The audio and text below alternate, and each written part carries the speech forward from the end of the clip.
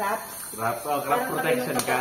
Oo, para kami ng kapatid ko, soil and crop kami. Ay, crops ba si natin? Crops, pina-practice mo as much as possible. Ang pag-aralan mo, yung medyo related doon na hindi yun mismo. Hindi yun Kasi mismo. kung pina-practice mo muna siya, Opo. ginagawa mo na yung application ng theory eh. Nagbabalik ka pa sa theory. Yun nga, para... Bubukid ka na rin naman talaga. Oo. Lalo na mga...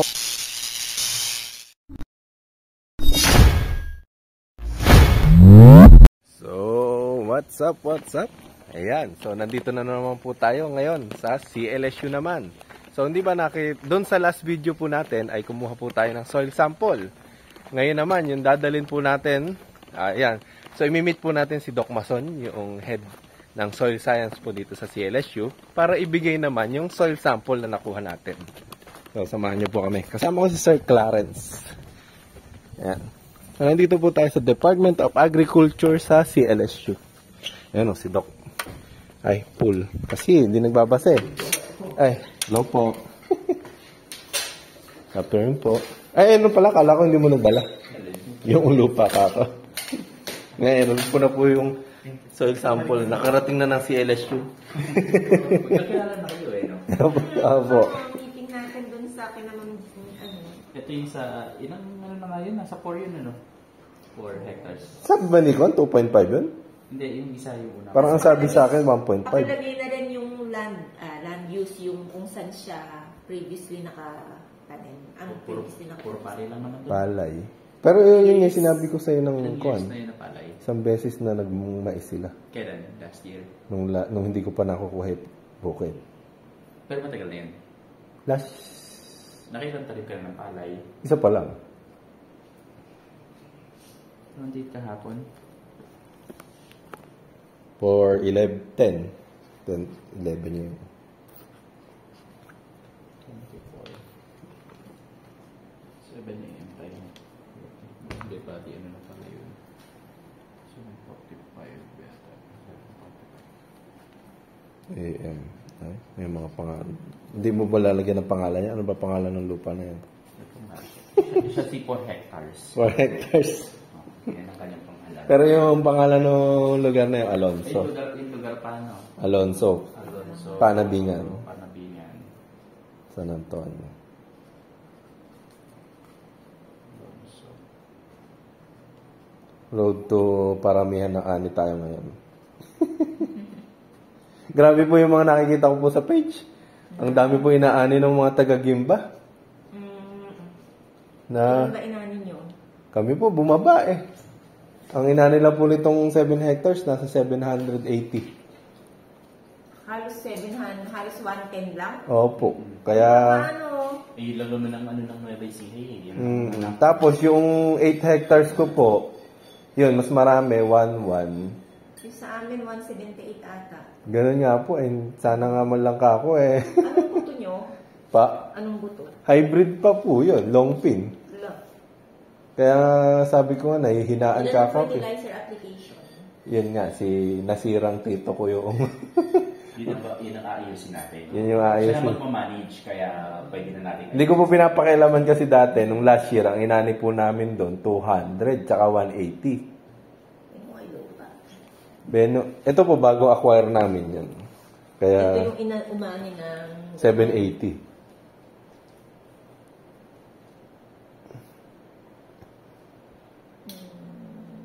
Yun yung sinasabi ko yun. May nakita ka bang bulatin yung nagkukay ka? Wala. Kuwan, suso. Nakabaon. Sabi ko nga dapat inano na yun, nakabit na yun dati. Para sira na yung suso. Ngayon, kami nakita. Pala tandaan po yung bulate na healthy kapag ganun.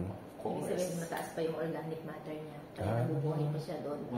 And wala siyang contaminants. Hindi mo nga wala nang masyadong open. Kaya yan. Organic matter is the key. Siguro acidic na rin. Kasi yung organic matter, from carbon kasi yan. Opo. Meron siyang 58% carbon. And carbon is the food of all living organism. So, kung wala ng carbon dun sa lupa mo na kinakain yung microorganism, hindi na sila mabubuhay. Opo. Alis na sila doon kasi wala silang pagkain. Kaya tama talaga na mas kailangan ng halaman ng carbon kaysa nitrogen. Hindi. Mas. Hindi rin. Ang nangangailangan, yung halaman kasi, halos hindi naman nila, yung halaman nga nagpo-produce ng carbon. Kasi from photosynthesis, ang product ng photosynthesis is carbon, carbohydrates. Yung carbohydrates na yun, kinakain ng microorganisms yun para ma-convert nila yung mga nutrient sa lupa, sa environment, para maging available sa halaman. Kasi itong lupa na to, meron tong parang sasabihin natin na parang supply ng nitrogen, phosphorus, potassium. Kaya lang, yung form na yun is organic. Which is, kahit anong gawin mo, hindi pwedeng Kailangan gamitin ng inorganic. halaman. Kailangan mo na siyang maging inorganic. Parang i-decompose. Hindi. I-mineralize, i-convert. I-mineralize. And the only organisms who can do that are microorganisms. So, kung wala kang microorganisms doon, kahit gano'ng kadami NPK na nandun, Opo. hindi magagamit ng halaman. Kaya kailangan pataasin mo yung carbon for the microorganism. Yung microorganism na bahala sa nutrients. Sa nutrients. So kahit na hindi masyadong marami yung NPK na inilagay mo, pero mas marami yung organic matter. Possible din yun. Kaya lang, kung yung status ng lupa mo ngayon is totally halos mababa na yung OM niya, Opo. better pa din na mag-apply ng Ng NPK. organic. Kasi yun yung readily source ng nutrients mo. Mas mabilis na Mas ma-absorb. mabilis ma-absorb. Kaya lang, Opo. mabilis din mawawala kasi yung losses. Yun nga. Kaya sabi nga nila, kada ane, naglalagay. Kaya ang gagawin, pwede natin gawin sa lupa niya. Unlike yung organic, hindi kasi siya prone sa losses. Ah. Kaya lang, hindi nga rin siya magamit kung walang micro. Ibig sabihin po, yung organic natin, nare-reproduce, ganun ba? Hindi. Ano siya, nag-accumulate siya over time sa soil. Kasi yung lupa natin, naturally rich siya ng nutrients. Opo. Hindi nga lang siya available. Hindi nga lang available. So, kailangan Para andyan siya, pero Hindi taken mo siya ng makuha. soil. Opo. Hindi siya available for Parang sinabi, update. oh, yun nga sasabihin ko. Nandyan siya pero hindi mo nararamdaman. Hindi mo napapansin. Ano, malapit. Siya. So, pwede natin gawin sa lupa niya. Unti-unting conversion. Una muna i-analyze kung ano ba talaga yung problema. Opo. Ano ba yung kulang, ano ba yung sobra, kasi baka mag-overestimate tayo. Dok, nakita niyo po yung sa, ayun, yung pinost nung kay Dan Bolos. Hindi kasi ako nagbababad sa Facebook. Ay, eh. Sa game ba daw, ang lalaki na umani? Ganda nung yung number 1 na dito po nagkuhan yata siya dito sa Peel Rice, triple 2, parang half hectare, umani ng 6 tons. Tapos yung record niya na SL8 na hybrid, 356 isang hectare. Kasi ang mga hybrid ngayon, ang capacity niya, kaya nilang umana ng 10 to 11 tons. Opo, ganun nga. Kung tama yung nutrient tsaka yung management mo. Kasi kung minsan hindi lang nakadepende talaga sa nutrient. Yun nga po, naging soil test nga daw sila. Sakit din, o kaya naman tamang patubig, Opo. mga ganun. Marami yung pwedeng Pero yung number 1 na pinopromote niya, FAA. fish amino acid. Opo, every 10 days. Pataas. I don't think so. Kaya nga sabi ko. Kaya nga eh. Hindi ko alam kung i-emulate ko or... Fish amino acid. Ano bang marami sa fish amino acid? Acid. Opo. Acid lang yun. So, ibig sabihin, ang utilize pa rin ng nutrients, it's not the acid, it's not the FAA, kundi yung microorganisms pa rin. So Kasi yung... FAA kasi, source ng microorganisms din kasi ang FAA. Opo. Ibig sabihin may microbes din siya. Yes. Kumpara, nung gumamit siya ng FAA, nagdagdag siya ng additional food para dun sa mga microorganisms. Kasi kahit isa din to, kung marami yung microorganisms doon at wala naman silang food, syempre ayaw nila magtrabaho. Matutulog na lang sila dun sa lupa mo. So, kailangan provide mo pa rin sa kanila yung optimal condition. Kumbaga, importante pa rin po talaga yung soil test. Yes. Soil Ang FAA testing. kasi, fish amino acid, ang source lang kasi niyan, napakababa kasi ng N content ng fish amino acid. So, kasi ako nanggaling din naman ako sa RM Cares. So, ang FAA namin, it only contains less than 2% N. So, hindi mo pwede ipalit yung urea dyan. Kung naging NPK pa rin daw po sila, pero supplement nila yung pinaka, every 10 days daw FAA. Yun daw yung nakapagparami ng ani nila. Pero hindi po pwede. Hindi totoo yun. Yun nga. Yun yan yung sinasabi ko na hindi, pag halimbawa hindi naman scientific. Hindi Mahirap ipaliwanag, Ay, ano? umani. Opo. Parang halimbawa, Nakakatulong naman siya talaga, pero Oo. hindi mo pwedeng sabihin na Yun, siya lang yun yung sole oo. responsible para tumaas yung ani niya, ano? yun nga, kaya sabi ko kahapon, sabi Kasi masasabi mo yun kung meron silang treatment na yun lang yung in-apply nila tapos Opo. biglang taas yung ani, di ba? Actually, yung in-apply nila yun in combination doon sa mga inorganic NPK. fertilizers. Opo. So, ilalagay natin, ano yung Pinaka-importante pa rin talaga yung ginagawa mo. Ang pinakamataas na Soil ang testing. nitrogen content, dugo ang pinakamataas ang N content. So, Yung FAA napakababa kailangan, niya. blood meal. Blood, kung mag-collect kayo yung blood meal, kung merong piggery, mga ganon, yung blood meal, yun yung magandang source ng N Ano po yan? Peppermint? Lalagyan din ng molasses yun, di ba?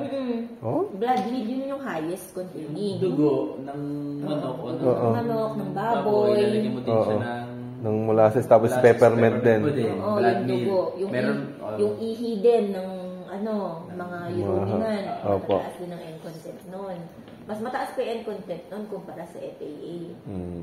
kahit ihinga ng tao, di ba? Totoo. Kaya maasim no? Ammonium, di ba? Urea. Papanghe pala, mapanghe. Kaya nga. Actually, mas maanggo, mas mataas ang N. Kaya pala kapag ka maanggo yung... Ang dugo natin malansa. Opo. Mataas ang N nun. Kaya di ba sabi nila pagka tumataas yung uric acid ng tao, iba yung amoy ng dugo niya. Kasi urea. Kaya nga sa Amerika, yung mga nag-garden na mga nag-organic, ang sikat sa kanila, blood meal. Blood meal. Yung talaga mataas ang N. Malapit sila sa kwan. Sa piggery. Sa slaughterhouse. So yun, magandang source siya. Kasi Kaya nga. Organic din po ba yun pagka ganun? organic yun. In the absence ng guano, yung bat manure, yun yung isa Opo. sa pinakamataas ang N talaga. Lalo na yung dugo ng tao. Mas mataas ang N nun. Yun ang pinakamataas. Sa mga punerarya. Kamu na yung nag-embalsa mo. May molasses na parang di ba? Diba? Para di Yun ang umamoy. talagang, nun, ang maganda nun. Opo. Medyo kan lang. Huwag mong nang sabihin galing Ano ng nga tao. lang siya, medyo, ang tawag dito, Disturbing.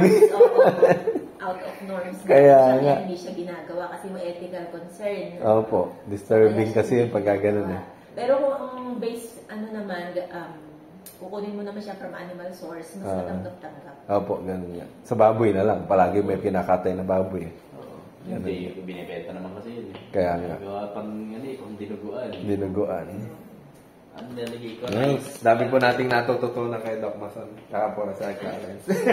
Nakarecord tayo. Kuwan po yan eh. Binidyo namin yung pagkuha ng lupa hanggang sa pagdating dito. crops planted, rice. Documentation.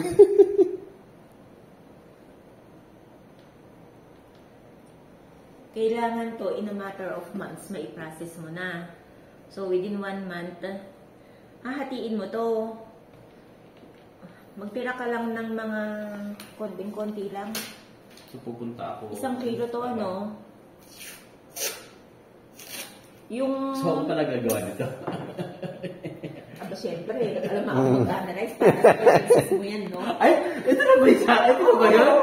Oo, yan na yun. Diyan naman gagaling yun. Thesis na pala kaagad dito. Oo. Sabi ko na lang. Nakasama pa sa thesis yung lupa natin sa Panabingan, no? Yung result nito, dadalhin pa niya sa Japan. Ay, wow! Makakarating ng Japan! sabi ko na. Siguro ka ako si Doc Basod, pinakukolekta nyo dyan. Akala ko, ikaw yung may kailangan para sa ano. Tapos sabi ko, siguro ka ako pinakukolekta na ako nito para sa thesis ko. Tama ka! Buti pa yung lupa makakarating sa Japan. Kailangan mong, i-air dry na yung kalahati. Kalahati air dry mo na. Meron ako dyan maraming, Balik ako dito next. Sako. Yan ang kababalik. Kung kailan mo ko papabalikin. Babalik ako. Monday or Wednesday morning. This coming Monday, papunta akong Bataan bukas siguro, Wednesday morning. Pero i-air dry na ngayon. Para pagdating mo ng Wednesday, analysis ka na. Tuyo na po. Wala Kasi na. ang air drying, dito lang naman sa room. Room temperature. Gamit na ng ito. Ano yung mga papel na yun? Oo. Binasa mo pa. Dapat pa hindi mo na binasa. Hindi, yung pang value kasi kailangan. Ah, iba pa po yun. Opo. Ito, gamitin mo itong mga papel na to. So, pwede na yung Kaya lang, bawal dito kasi naka-aircon ako. Oo nga. Sa labas. Sa kabila. Dito sa meron room dito eh. Hindi, okay lang na wala rin estudyante. Dahil ito yung ano, Marco. Alin po? Label natin. Ito? Yung ano, ayun yung... Ito pala.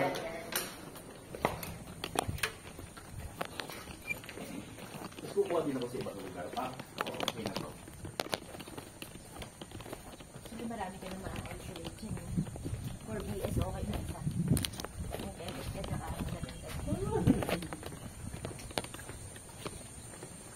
Pagka nag-masteral. Yung samples nyo, yung region 1 and 3 eh. Ikaw sa region mo gusto. Diretso nakakagad sa MS. Depende kay Doc na sa depende sa aking financial capacity. Nandito na po tayo sa laboratory ng soil. Nandito daw po ang nagpapa-air dry. Iba-ibang klase ng lupa. Iba-ibang source. No? So, ito talaga nilalagyan mo ng mga ganito. Plastic. Sealed yan, ano? Isisid mo yan, ganyan na magiging itsura dapat yan. Sealed. More than half. Parang kwan po, ano? Pino. Kasi ito, hindi pa considered soil yan. Ang soil kasi dapat, ang maximum size niya, 2 mm. Maliliit po. So, ang tawag po dito. Ang tawag dyan ay parcel. Parcel of land. Parang, ano, parcel of land.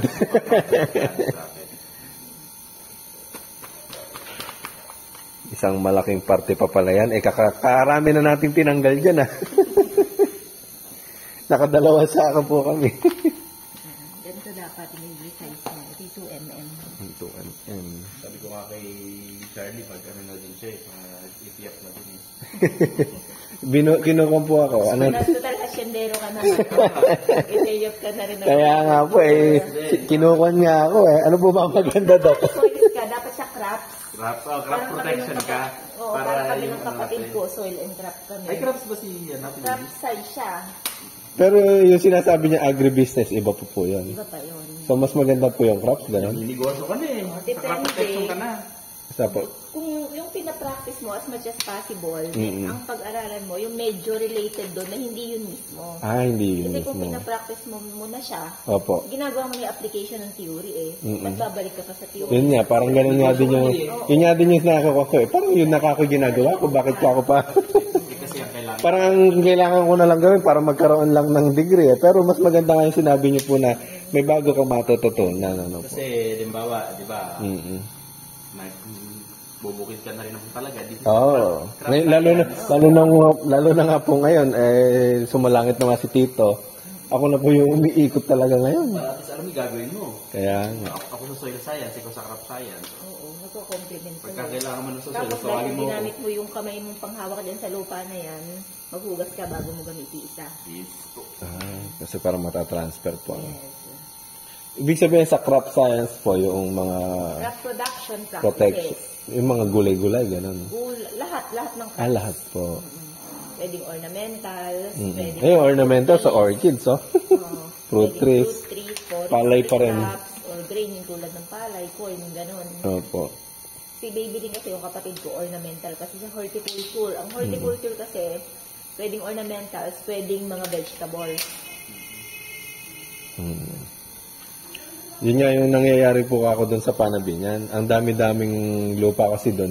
Wala namang daming magsasaka. Wala naman po nagpapasoil test. Kapag ka may umaani ng madami, nababalita. Tapos ngayon, lahat kumonti yung ane. Walang nababalita ngayon. hindi malaman kung ano nangyayari.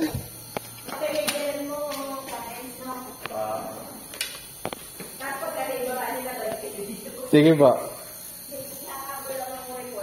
Apa, sige po. Sabi ko dito, makakating ko ka pa.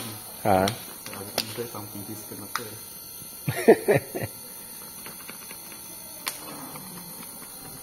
Yan, tatanggalin, hindi naman pwedeng sirain yung plastic, ano? Gagamitin pa ba yan? Kahit pala yung hindi yung malaking ganyan ng putulin mo na kaya, mahirap. Basa pa nakadikit. Babalik din ba dyan? Kailangan nakasarado pa rin, ano? Isa medyo madali-dali yan. Yun nga. Kailangan may pansundot. Wala namang pansundot dito. Ito isa madali, medyo Nadamihan may tubig, ano? Buti pa yung 7 hektarya na ito, masaswerte. Okay, ang malaking responsible sa pagpaparami ng ani is soil testing talaga. No? yung microorganism. Yun nga, yung microorganism saka yung soil testing. Yung microbes, yun yung tumutulong sa pag-absorb ng nutrients. Yung NPK, yung kung tama yung dami ng nutrients na mailalagay mo, mas dadami ani mo. Madalaman muna natin Sa soil analysis. Yung condition ng microorganism. Kaya nga, kumbaga, yung dalawa na yun, yung pinaka-essential para dumami yung ani. Sila yung nag-fix kasi ng mga nutrients. Ng mga nutrients. So, dapat i-rehabilitate mo din yung lupa muna at saka i-soil testing talaga. Hindi makakakas. Malayo mararating na lorries pa this one. Ano ko yan? Hahanapan ko ng Magandang container. Kailangan pagdating yan sa Japan.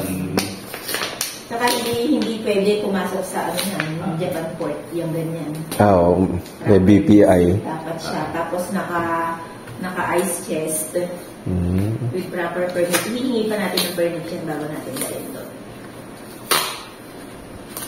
Isang sako dalang soil sample. Dami. 12 provinces ba naman?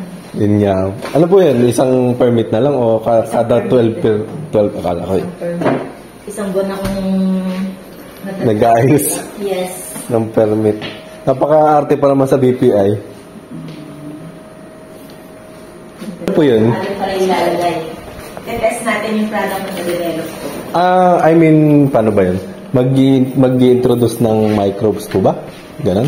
Pwedeng sabihin natin introduction siya, pero yun ay isolated from the Ecija. So, hindi ko masasabing totally different.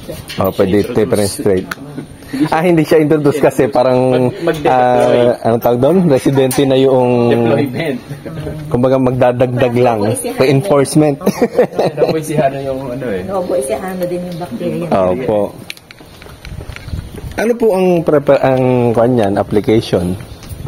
Before before roto or yung last harrowing. Dun sa basag. Oo. Pinakahuli. Paglilinang pala. Pinakahuli. Bago magtaniman. Pag nilagay mo sa may tubig. Opo. Final harrowing. So kapag ka nabasag na, so before mag-transplant, Opo. Dito na tayo. Tapos makakatulong po yun para dumami yung microbes sa lupa. Tsaka ito specific, ang paparamihin natin yung mga nitrogen fixers and phosphorus solubilizers. Ano po yung mga hindi dapat gawin dyan para hindi mamatay yung microbes? Wala naman. Mga hindi dapat gawin. As Opo. much as possible, limit yung application ng pesticide. Pesticide. Yung herbicide. Lalo na kung, for example, kakalagay mo ng biofertilizer. Opo. Dapat within 2 weeks or 3 weeks, wala kang i-apply na chemical. Kung fertilizer, walang problema. Opo. Kasi coexisting naman yan Pero yung pesticide, insecticide, herbicide. 3 weeks bago wag muna. So kaya kung magti-treatment ka ng seedlings mo, dun ka sa punla magti-treat, hindi dun sa in-applyan mo ng biofertilizer. Kasi malilimit mo yung benefit ng paglalagay ng biofertilizer. Ganun. Sayang. Kasi po ang practice nila doon, 7 to 10 days nag-herbicide na.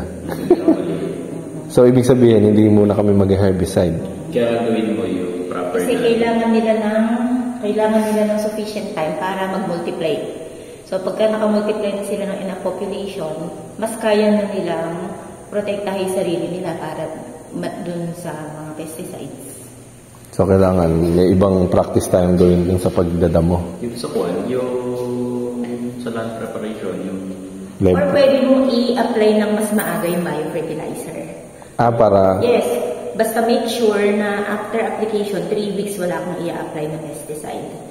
So kung gano'n, kung schedule mo mag-apply ng 3rd week ng June ng herbicide, dapat before 1st week ng June, na i-apply mo na yung biofertilizer. So okay lang po kahit hindi pa na-farrow? Basta pag in-apply mo siya, may tubig.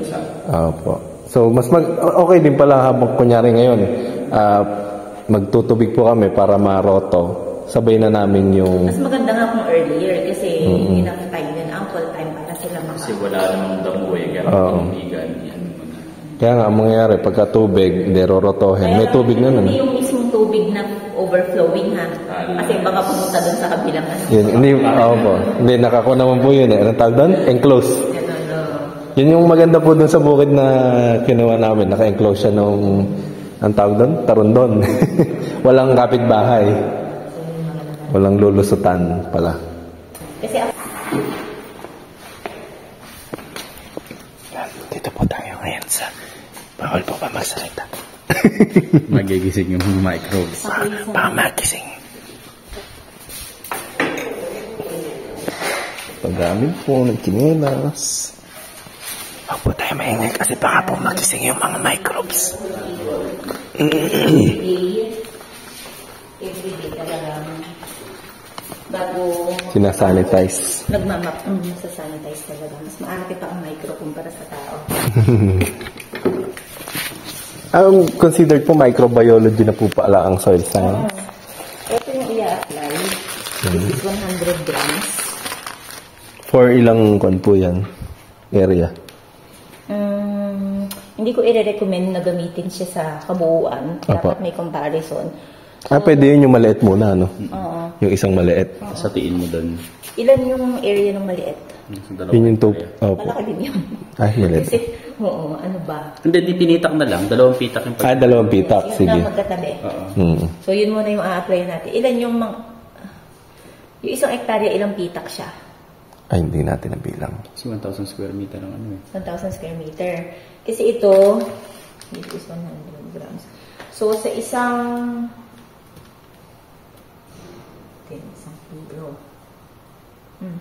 So, sa first application, apply ka nito sa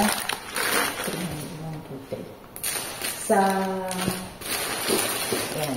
Apply ka nito sa 1,000 square meters. 1,000 po. Then,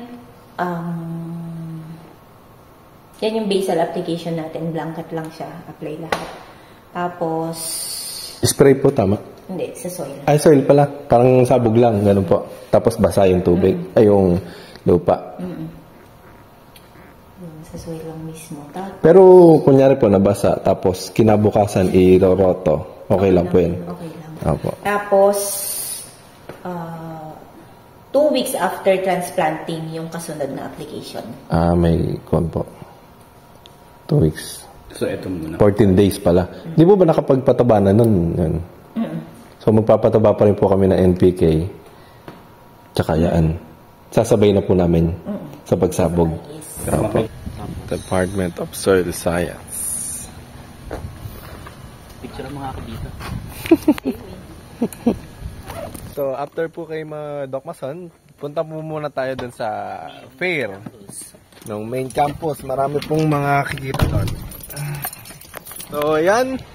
Nandito naman po ulit tayo ngayon sa Oval, dito sa CLSU. So, meron pong event nga po dito, kaya tayo ay maglilibot. Sama sila Doc Jella, si Sir Clarence. So, nakiki-event po tayo. Ang ganda dito, oh. Anong puno yan? Mahogany? Yun, oh. Mahogany Lane.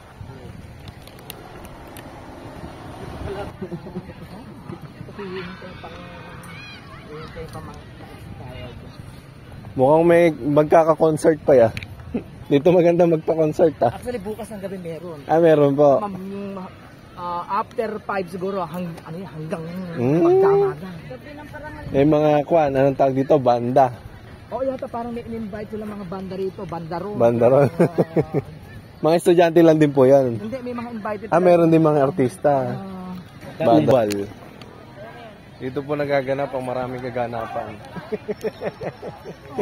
Ayan po, lemonade. Yung kuryente.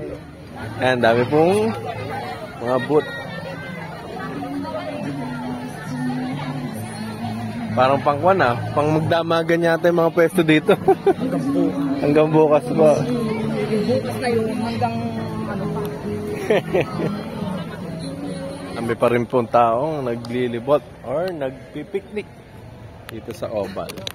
Kaya medyo ginabi na po kami. Ito po si Ron, ating student. Ayan, so natapos na po kaming maglibot sa CLSU. So hanggang dito na lang po. Like and subscribe our YouTube channel. Bye-bye! Parang kita po no? Madilim na.